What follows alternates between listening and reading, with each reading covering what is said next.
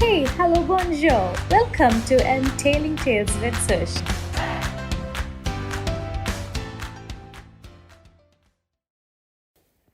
She was standing in a circle of friends. Boris had his eyes only for Anna. Anna and Boris met when he was the secretary of the Young Communists and had to make a speech in the village. Anna's father had been purged by Stalin before the war for refusing to work on a collective farm. But Boris didn't care. To Boris, Anna was too beautiful for words.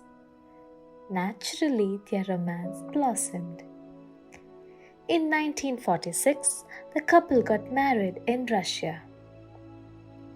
It was a hasty wedding, as there was no time for anything else, and they couldn't afford anything grand in those hard years after the war.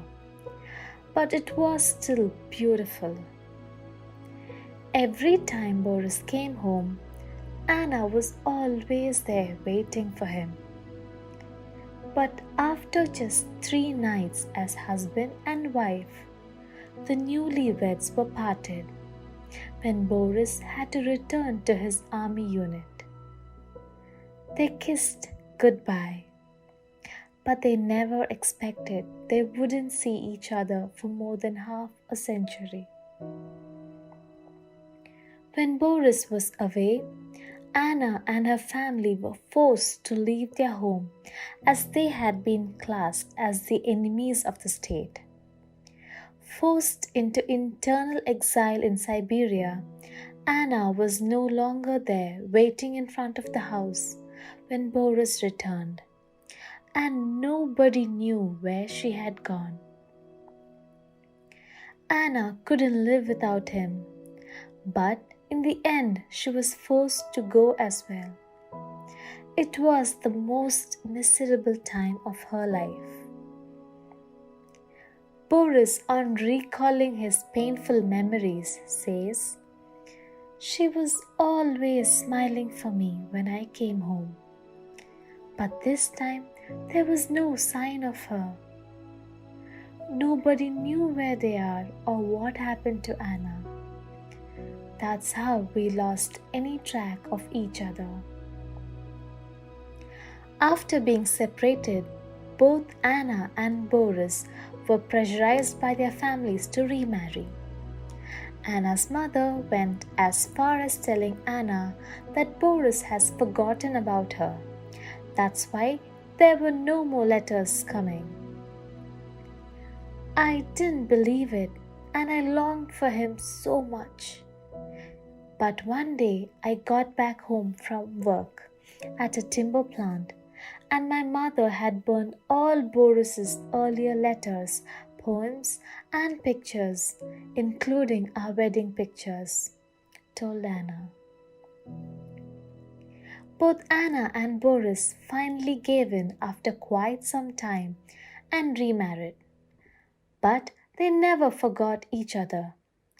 Boris later became a writer, even wrote a book dedicated to the women he got married as a young soldier, Anna.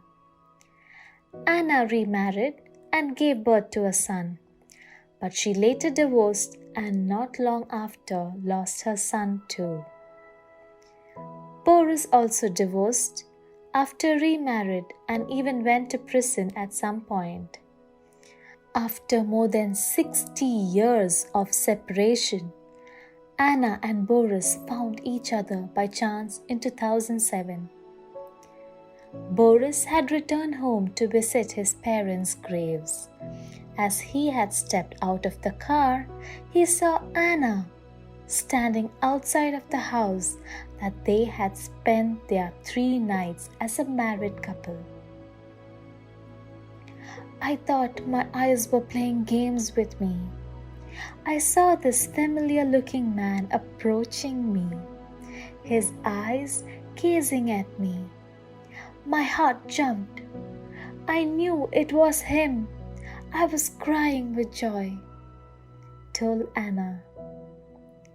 I ran up to her and said, My darling, I've been waiting for you for so long. My wife, my life, said Boris. I felt the same when we met again after so many years.